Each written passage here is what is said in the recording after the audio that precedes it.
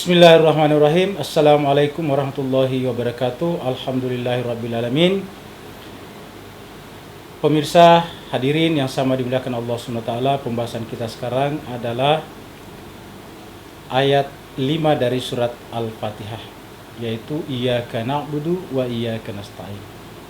Di sini kita menegaskan satu hal, Iyyaka na'budu wa iyyaka nasta'in.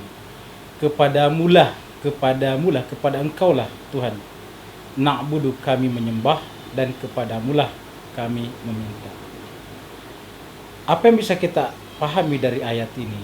Satu, ini adalah pernyataan kita setelah sebelumnya mengenal Allah melalui ayat-ayat seperti Bismillahirrahmanirrahim, Alhamdulillahirrabbilalamin, Ar-Rahmanirrahim, Maliki Yaumiddin. Itu adalah berkenaan dengan Dia, Allah SWT. Setelah kita mengenal Dia bukan hanya sebagai pencipta, tetapi memiliki sifat-sifat, asma-asma yang begitu indah, sehingga tidak ada lagi keindahan, tidak ada lagi kesempurnaan yang bisa menyamai keindahan dan kesempurnaan Allah. Maka kemudian kita berkata, Iyyaka na'budu, kepadamulah kami menyembah. Kenapa kepadamu kami menyembah?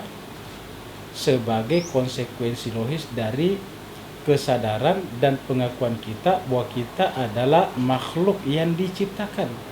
Kita adalah manusia yang diciptakan, ada penciptanya. Makanya di surat Al-Alaq dikatakan Iqra bismi rabbikal ladzi khalaq, yang menciptakan, khalaqal insana min alaq, menciptakan manusia dari segumpal darah, dari sesuatu yang bergantung dalam rahim. Begitu juga Allah mengatakan ya ayyuhan nasu ubudu rabbakumul ladzi khalaqakum. Jadi perintah menyembah karena konsekuensi daripada penciptaan. Di situ dikatakan ya ayyuhan nas, wahai seluruh manusia, ya sembahlah, ya ayyuhan nasu budu sembahlah rabbakum, Tuhan kalian. Kenapa harus menyembah? Alladzi khalaqakum, karena Dialah yang menciptakan kalian.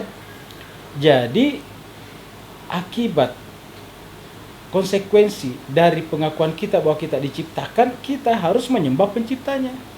Seperti mana misalnya dalam kasus orang tua. Kenapa kita harus memuliakan orang tua? Ini adalah hukum yang bersifat umum dimanapun, tanpa melihat agama atau bahkan bertuhan atau tidak bertuhan. Semua orang di dunia ini pasti menghormati orang tuanya. Kenapa? Karena meyakini bahwa orang tuanya lah yang punya kontribusi paling besar di dalam menyebabkan kelahirannya. Maka kalau ada orang berkata, kenapa kita mesti menyembah Allah, padahal saya lahir tidak meminta, maka kalau memang tidak menyembah Allah, tidak memuliakan Allah, bahkan tidak mengakui Allah karena tidak meminta dilahirkan, diciptakan, maka harusnya logika ini diberlakukan juga bagi orang tua. Harusnya orang seperti ini juga tidak perlu hormat, respek kepada orang tuanya. Toh juga dia tidak pernah minta kepada orang tuanya untuk dilahirkan. Jadi kesadaran kita bahwa kita diciptakan adalah berujung pada, berbuntut pada wajibnya kita menyembah Dia. Maka kita berkata Iyyaka na'budu, kepadamulah kami menyembah. Nah, setelah kita menyembah, baru kemudian wa iyyaka nasta'in. Jadi menyembah itu adalah kewajiban yang merupakan konsekuensi logis daripada keterciptaan kita. Setelah kewajiban ditunaikan, baru hak. Meminta itu adalah hak. Kita meminta, apa itu meminta? Kebutuhan kita kepada Allah SWT. Kenapa kebutuhan kita? Karena kita memang fakir. Kita adalah manusia yang penuh dengan kebutuhan. Kita tidak bisa memenuhi kebutuhan kita sendiri dan mandiri. Maka kita harus meminta, tidak boleh tidak. Kalau tidak meminta kepada Allah, pasti meminta kepada sesama manusia. Tidak ada orang yang bisa memenuhi seluruh kebutuhannya secara sendiri. Selalu meminta bantuan orang lain. Nah, karena sumber dari segala sesuatu itu adalah Allah, seperti yang kita bahas pada saat membahas Alhamdulillahirrabbilalamin, maka tentu permintaan paling tinggi kita arahkan kepada Allah SWT. Maka permintaan itu adalah hak kita. Nah, tetapi hak kita meminta nanti datang apabila kewajiban telah ditunaikan sebelumnya, yaitu Iyyaka na'budu, kepadamu kami menyembah, dan karenanya kepadamu kami minta. Pemirsa yang sama dimuliakan Allah, pada saat kita membaca iyyaka na'budu wa iyyaka nasta'in, terutama ketika kita berada di dalam salat, karena ini adalah wajib dibaca dalam salat. Kita dalam salat itu dianjurkan khusyuk. Khusyuk itu artinya konsentrasi hanya kepada apa yang kita baca dan apa yang kita lakonkan dalam salat. Khusyuk namanya. Khusyuk itu artinya kita yakin bahwa kita berada di hadapan Allah. Kita yakin bahwa kita berjumpa dengan Allah, dan kita yakin bahwa kita pada akhirnya akan kembali kepada Allah. Khusyuk namanya.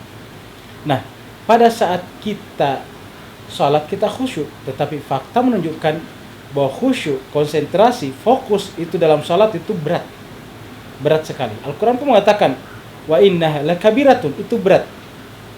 Kecuali bagi orang-orang khusyuk. Salat terkonsentrasi berat. Nah, lalu bisakah kita khusyuk dari awal sampai akhir? Mungkin jarang yang bisa melakukannya. Kalau seandainya tidak bisa khusyuk dari awal sampai akhir, paling tidak dalam Al-Fatihah. Kalau tidak bisa juga khusyuk pada saat membaca Al-Fatihah, paling tidak pada saat membaca iyyaka na'budu wa iyyaka nasta'in. Apa sebabnya? Karena ka-nya di situ iyyaka itu benar-benar Allah. Bisa Anda bayangkan kalau ka-nya itu ketika membaca iyyaka na'budu tiba-tiba Anda teringat dengan seseorang. Apa artinya itu? Iyyaka, dan pada saat itu Anda teringat dengan seseorang. Maka paling tidak pada saat membaca iyyaka na'budu wa iyyaka nasta'in itu benar-benar konsentrasi. Sampai kalau perlu berikan penekanan, iyyaka na'budu, ka-nya itu kamu ya Allah.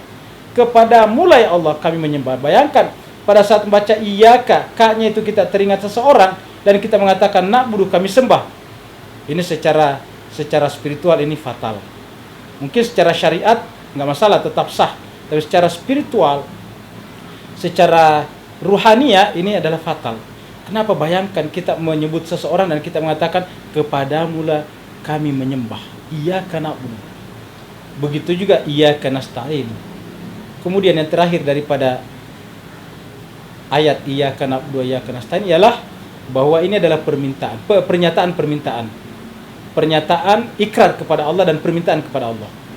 Pada saat kita berikrar dan meminta kepada Allah menggunakan bentuk kami, iyyaka na'budu, nunnya di situ adalah nahnu, kami, kepadamulah kami. Apa maknanya? Sementara Fatihah dibaca orang per orang. Kita salat, kita baca Fatihah. Setiap kita baca Fatihah, masing-masing kita membacanya. Kenapa tiba-tiba ada kata kami di sana? Ini menunjukkan bahwa setiap manusia tidak boleh menganggap dirinya manusia yang berdiri sendiri. Setiap manusia harus menganggap dirinya sebagai bagian tak terpisahkan dari manusia lain. Sehingga kalau ada manusia lain yang belum menemukan petunjuk, belum berada dalam petunjuk, maka tidak melihat mereka dengan sinistik, tapi melihat mereka sebagai mana tim SAR melihat korban. Bagaimana caranya menyelamatkannya, bukan membiarkannya. Jadi setiap umat Islam itu harus menjadi semacam tim SAR yang tujuannya adalah menyelamatkan korban. Jadi di situ kita mewakilkan semua orang. Iyyaka na'budu, siapa kanannya nunnya di situ? Kami manusia. Itu sebabnya Al-Qur'an bisa kita lihat permulaannya adalah surat Al-Baqarah. Selain daripada Al-Fatihah, Al-Baqarah ini adalah artinya sapi betina, tetapi terakhirnya adalah An-Nas, yaitu manusia secara keseluruhan. An-Nas itu adalah manusia dan kemanusiaan. Itu namanya An-Nas. Kemudian Al-Quran juga mengatakan bahwa setiap manusia bagian tak terpisahkan daripada manusia yang lain. Setiap individu manusia bagian tak terpisahkan dari manusia yang lain.